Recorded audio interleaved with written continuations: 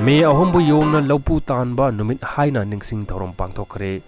पंदम पाउचेना फोंगबनी ममांग सही के मे अहमदा चुराचानपुरदा चोंखाई cookie terrorist खुंदांगबा सिंगना मितै सिंगदा अतमनना लांदारकपदगी मायोकनबा लानफमदा लैखिद्रबा खुलंगाकपा अमदि खुंजा सिंगबो इकाई खुमनबा उतुना था आसिगी अहमदा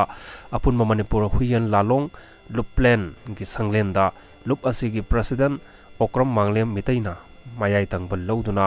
थौबुरोई सिंगा लोइनना योंगना लौपु तानबा नुमित हाइना निंगसिंग थौरम पांगथोखरे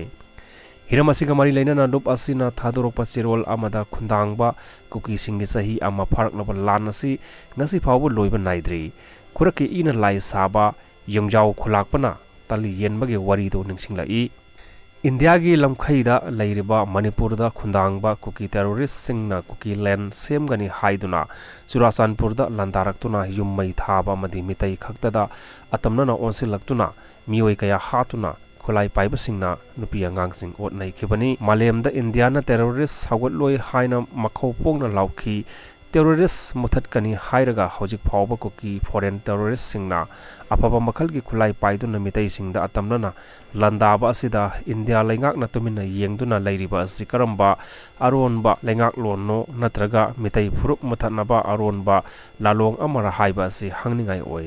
असिगुम्बा थवोंगसिंग असिना मणिपुरी खुनाइदा मितै फुरुप असि हा उरोक नतुंग सुलांग नमांग जोतेन हाइबा दु ओइना थोकले टेरोरिस्ट सिंग असिगी का हेनबा सांगा के लिचत असिदा अखोय कयाम कुइना खांगदुन लैखिगनी स्टेट अमदि सेंटर न कुकी टेरोरिस्ट सिंग लाक्सिनबा अमदि थेंगनबा ngamdrabadi लैबाक म्यामदा सिनौ इलीगल कुकी फॉरेन टेरोरिस्ट सिंग तकथोकपदा अयाबा पियु कांग्रेस लेंगाक मतमदा मणिपुर की कबो तंपाक म्यांमार दा पिथोकलम खिबनी कुकी टेरोरिस्ट सिंग की कुकी लैंड डिमांड असि बीजेपी लेंगाक मतमदा पिथोखिगद्रा हाइबा असि चिंगनदब ngamde सही तरेट खुंदाकपा मदि एंग्लो मणिपुरी वारदा ब्रिटिश का लांथेंगनबदा हुयल लालोंगी लालोई सिंगना सरुक यादुना लाखी मसिमक पुआरी की वरी सिंगबुलदा मयक लाना यावरिबनी इरैबाक इरमदम कनबगी लानफमदा हुयल लालोई थांग तागे थोमी खुदिंगमकना अंगम्बा थाकता सरुक यादुना लाकले लैंगाकना कुकी फॉरेन टेरोरिस्ट सिंग असि तकथोक्त्रबदी मतमगा सुनबा मवोंगदा हुयल लालोंगी थोमी खुदिंगमकना सरुक यानबा सेम सादुना लै हाइनासु चिरोल असिना मखा ताना फंगदोरकली